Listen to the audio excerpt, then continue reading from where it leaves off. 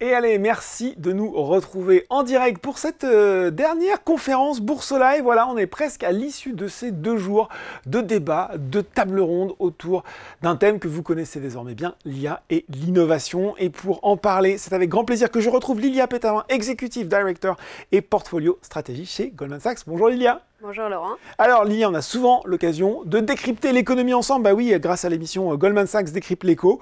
Et puis là, on avait envie d'avoir forcément votre regard sur le boom de l'IA. Et puis peut-être avant de parler justement valeur et investissement, on s'est dit que ça pourrait être intéressant de s'intéresser à l'impact économique de cette révolution. Est-ce que chez Goldman Sachs, vous avez fait tourner vos modèles pour savoir combien de pourcentage de croissance, de points de rentabilité des entreprises la révolution IA pouvait apporter aux économies développées? Oui, en effet, comme vous dites, nos économistes ont fait tourner leur modèle. Ils ont planché là-dessus l'année dernière et ils estiment que l'impact sur la croissance pourrait se faire principalement via des gains de productivité. Et concrètement, nous parlons de gains de productivité de 1,5 point de pourcentage par an sur une période de 10 ans. Ça se traduirait ensuite par des gains sur la croissance du PIB un peu plus faibles que ça, puisqu'il y aurait des pertes au niveau probablement de certains emplois. Oui. Donc des gains sur la croissance d'1% par an sur une période de 10 ans. C'est ce que nous avons eu par exemple après l'avènement du moteur électrique à la fin du 19e siècle. Et également après l'arrivée du PC au début des années de l'ordinateur, 80. La digitalisation de l'économie, en tout cas les premiers pas. Exactement. Ouais. Donc gain de productivité. Aujourd'hui, évidemment, ce sont des estimations qui nécessitent beaucoup d'hypothèses. Oui. Mais si on regarde les premières entreprises qui ont déjà mis en place l'intelligence artificielle dans leur processus de production, ces entreprises-là ont dégagé des gains de productivité entre 2 et 3 points de pourcentage dès à présent. C'est un petit peu tôt pour juger. Ça va très vite quand même, Lilia. Oui, alors historiquement, ça c'est tout le débat. Quand est-ce que nous pourrions voir ces gains de productivité? Oui. Historiquement, je faisais référence donc au PC et au moteur électrique. Oui. Nous avons vu le boom des gains de productivité se produire 20 ans après l'arrivée sur le marché du premier moteur électrique, du premier ordinateur. Et 20 ans après, c'est aussi le moment où 50% des entreprises étaient équipées. Aujourd'hui, il y a quand même de nombreuses raisons de penser que les choses pourraient aller beaucoup plus vite avec l'intelligence artificielle, mais bien évidemment, placer le curseur sur cet horizon-là est difficile. Nous, nos économistes ont déjà pris en compte l'intelligence artificielle dans leurs prévisions de croissance pour le début des années 2030. Bon, voilà, c'est impressionnant. Et puis, je retiens votre chiffre, c'est ça, 1% de croissance en plus du PIB par an pendant les 10 prochaines années. C'est quand même appréciable, notamment si ça touche les pays européens pour lesquels la croissance est plus modérée. Question aussi qu'on se pose beaucoup, on a l'impression au début de cette vague, comment ça va se passer pour les différents secteurs économiques? Quels sont ceux qui vont être impactés en premier, de façon positive, mais peut-être aussi, et ça c'est moins drôle, négative? Oui, alors nos économistes estiment que 25%, donc un quart des tâches actuelles dans le marché de l'emploi pourraient être automatisées. Oui. Évidemment, il y a des impacts plus ou moins importants selon les secteurs. Les industries dans lesquelles nous retrouverions le pourcentage de tâches automatisables le plus élevé seraient les industries du droit, l'administration et également l'industrie de l'architecture. Et de l'autre côté du périmètre, les emplois où la part de l'automatisation serait la plus faible, aux alentours de 5%, donc vraiment pas grand-chose, sont les emplois avec une intensité physique, donc la maintenance, la construction, le transport dans une certaine mesure. Et bien sûr, ça veut dire du coup que les pays développés auraient une proportion d'automatisation plus forte que les pays en développement qui ont tendance à avoir évidemment une empreinte manuelle plus importante dans leurs industries. Et après, vous parliez de destruction d'emplois, de nouvelles un peu plus négatives. Si nous faisons l'hypothèse, par exemple, que les emplois dans lesquels il y aurait au moins 50% ou plus de tâches automatisables, si nous faisons l'hypothèse que ces emplois disparaissent, ça veut dire 7% des emplois aux États-Unis, dans les pays développés. D'accord. Et c'est, comme je l'ai dit, principalement des emplois dans le secteur tertiaire. Maintenant, la bonne nouvelle... Donc il y a un vrai risque sur l'emploi quand je vous écoute, Lilia, quand même. Alors, évidemment, il y a des emplois qui sont susceptibles de disparaître et qui sont principalement dans le secteur tertiaire. La bonne nouvelle, c'est qu'il va y avoir aussi des créations d'emplois. Et n'oubliez pas qu'aujourd'hui, 60% des emplois actuels n'existaient pas en 1940. Et ces nouveaux emplois qui sont créés ces 80 dernières années ont contribué à 85% de la croissance de l'emploi. D'accord, donc on peut voir les deux côtés de la pièce.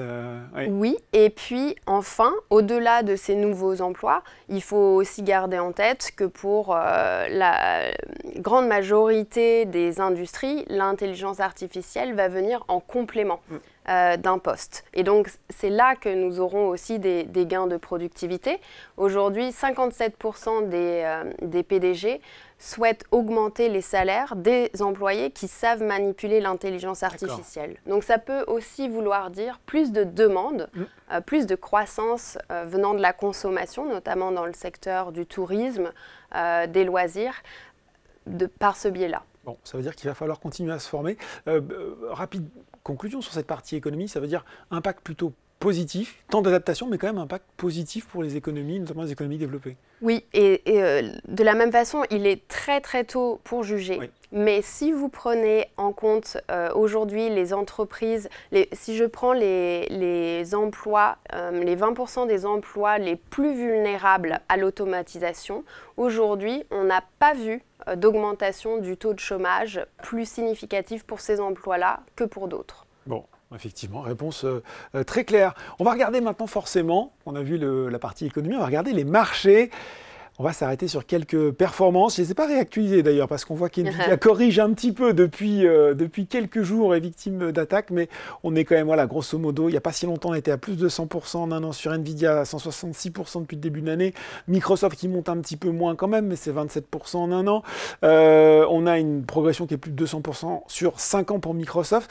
Surtout, on se rend compte qu'à chaque fois qu'une grande boîte de la tech, Adobe, Apple pour ne pas les citer, annonce des projets, en tout cas porté par l'IA, ça fait monter les cours, notamment Apple, qu'on imaginait déjà en voie de ringardisation, et puis hop, il y a eu une conférence, ils ont dit on va mettre de l'IA partout, et ça a remonté. Question simple, est-ce que ça va durer encore longtemps, cette effervescence boursière? Est-ce qu'on peut encore aller plus haut? Je le disais, sur NVIDIA, là, voilà, on constate depuis quelques jours, alors on peut se dire que c'est purement conjoncturel, que ça ne va pas durer, mais est-ce que ça peut durer encore longtemps, cette hausse des cours? Est-ce qu'on peut encore aller plus haut?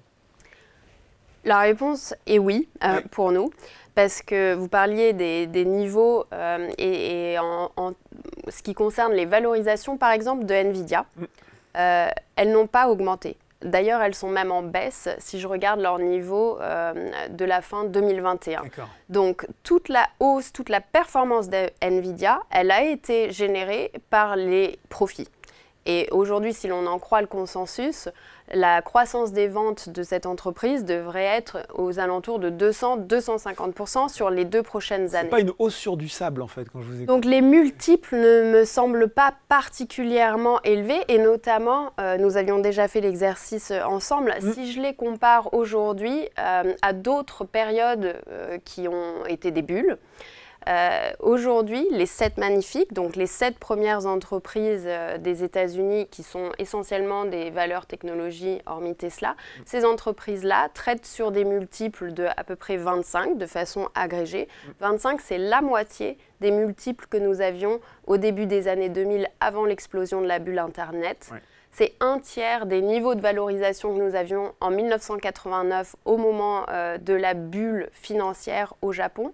Donc, pas d'inquiétude particulière, je dirais, d'un point de vue multiple. Et en revanche, la différence entre ces entreprises aujourd'hui et le moment qui a formé une bulle en 2000, c'est que ces entreprises ont beaucoup plus de cash sur leur bilan. Elles en ont 4 fois plus en rapport à leur niveau de capitalisation qu'au début des années 2000. Et elles sont déjà très profitables. Leurs marges sont de 26%, donc c'est plus du double des marges du S&P. Ouais, des marges qui sont au rendez-vous. Lilia, vous l'avez cité, l'expression à la mode en ce moment, on les appelait les GAFA, puis les GAFAM, puis les Magnificent Seven, les 7 magnifiques. Est-ce que finalement, c'est une question que j'ai posée dans une autre table ronde, mais sur laquelle j'ai envie d'avoir votre avis, c'est pas encore un énième pari sur la tech US, toujours la même tech US, ou est-ce que, quand même, là aussi, vos économistes se disent, il y a de belles opportunités en Europe, en Asie, et il ne faut pas avoir uniquement ce focus très américain? Alors oui, il y a des opportunités ailleurs, mais pour revenir sur les États-Unis, même aux États-Unis, alors il y a Nvidia, ça c'est la première phase, je dirais, de la bulle de l'intelligence artificielle. Les investisseurs se centrent sur les entreprises qui directement vont générer l'intelligence artificielle. Dans une deuxième étape, nous avons vu les investisseurs s'intéresser aux entreprises qui génèrent, qui contribuent au microcosme, à l'infrastructure de l'intelligence artificielle, donc les fournisseurs de cloud, les entreprises qui vont venir faire les réseaux de distribution pour les centres de données, les entreprises qui font les semi-conducteurs. Dans une troisième étape, il y a les entreprises qui génèrent les softwares, les programmes, qui vont ensuite être vendus à d'autres entreprises. Et on a vu aussi des belles performances sur ces segments-là. Et dans une dernière étape, que nous n'avons pas encore atteinte, les investisseurs vont se porter sur les entreprises qui vont générer des gains de compétitivité, des gains de production grâce à l'intelligence artificielle. Là, aujourd'hui, il y a quasiment rien qui est pricé dans le marché action sur ces entreprises-là parce qu'il est beaucoup trop tôt pour les identifier. Donc, je pense qu'il y a quand même plusieurs étapes. Ouais. Et qu'il nous manque encore la dernière étape. Et en Europe, nous avons peu d'entreprises du style Nvidia qui génèrent directement de l'intelligence artificielle. En revanche, nous avons des industriels qui viennent fournir l'infrastructure. Donc, les entreprises comme Schneider Electric, Alfa Laval, Legrand, qui viennent refroidir les centres de données, l'air, l'eau. Les entreprises qui viennent fournir des câbles comme Nexans, Prysmian. Oui. Les entreprises qui viennent équiper le réseau de distribution, ABB par exemple. Ces entreprises-là en Europe sont pas très attractives, mais en tout cas font venir beaucoup de flux, et notamment des flux des États-Unis. Et elles ont pris plus de 30% depuis le début de l'année, donc plus que le S&P. Oui. Et évidemment, leur multiple n'a jamais été aussi élevé par rapport au marché. Il est 65% plus élevé que le multiple des actions européennes de manière générale, mais en revanche, il reste très attractif par rapport aux États-Unis. Ah, d'accord, donc c'est bien de regarder effectivement ce nuage autour de l'IA et l'ensemble des groupes qui peuvent être tentés d'y participer. Lilia, je sais ce que vous allez me répondre, mais tant pis, parce que voilà, je me mets dans la peau de l'investisseur individuel qui est fasciné, qui regarde la capitalisation de Nvidia qui est à 3 000 milliards de dollars ou peu de choses près, qui regarde cette action monter. Et je me dis, c'est quand même hyper tentant de faire un all-in IA et puis d'y aller franco. Ou est-ce que quand même, j'ai cette petite voix de l'investisseur qui me dit, il vaut mieux équilibrer et trouver d'autres thématiques, un peu comme celles que vous avez citées, qui viennent soit en complément, soit même qui peuvent être dans des expositions différentes, de façon à équilibrer un petit peu tout ça. Et la réponse est oui, également.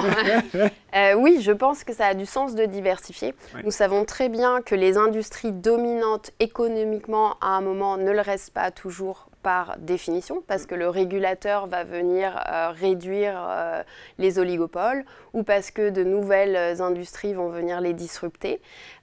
Si je regarde par exemple depuis 1985, dans le S&P 500, il y a seulement 4 entreprises qui sont parvenues à maintenir des marges d'EBITDA au-dessus de 50% pendant 5 années consécutives. D'accord. Il n'y a que un cinquième qui est parvenu à maintenir une croissance des ventes de 20% ou plus pendant 5 années consécutives. Donc oui, ça a du sens de diversifier également. Donc en dehors de la tech américaine, il y a l'Europe, il y a le Japon. En Europe, vous savez que nous aimons les valeurs que nous appelons les granolases, qui sont les 11 premières capitalisations européennes. À l'intérieur de ces granolases, qui est donc un acronyme c'est nos 7 magnifiques à nous, quoi. D'entreprises. Il y a beaucoup d'entreprises du secteur de la santé. Le secteur de la santé, c'est un secteur qui m'intéresse particulièrement en ce moment. C'est le secteur qui surperforme le plus quand vous avez un risque politique, économique, donc nous sommes en plein dedans, ou un risque géopolitique. Il est assez décoté par rapport à son historique. Et pour autant, il est censé vous offrir une croissance des ventes qui serait 5 à 6 fois supérieure à celle du marché. Et même si j'exclus Novo Nordisk de ce groupe-là. Parce que voilà, on parle d'innovation et c'est vrai qu'il y a de l'IA certainement aussi dans les groupes santé, mais il y a aussi les GLP-1, ces fameux traitements anti-obésité, et notamment dont Novo Nordisk en fait la spécialité qui a boosté la croissance de façon incroyable. Et on a l'impression que ce n'est pas fini non plus. Et de manière générale, je pense que ça a du sens, et pas seulement en Europe, d'acheter les entreprises qui ont une croissance stable et supérieure à celle du marché, mais qui ne font pas partie de la tech. Donc là-dedans, on va retrouver encore une fois pas mal d'entreprises du secteur de la santé, mais aussi du secteur du luxe. C'est ce que, dans notre jargon, nous appelons les stable growers. Oui. On va avoir des entreprises comme Richemont, L'Oréal, Air Liquide, Novo Nordisk.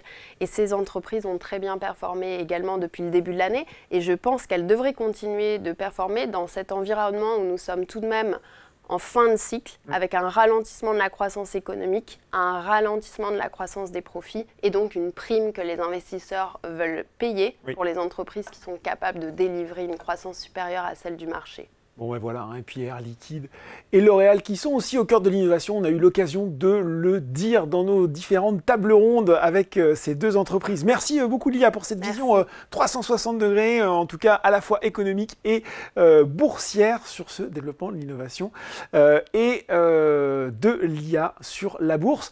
Voilà, c'est la fin de cette webconférence, dernière webconférence.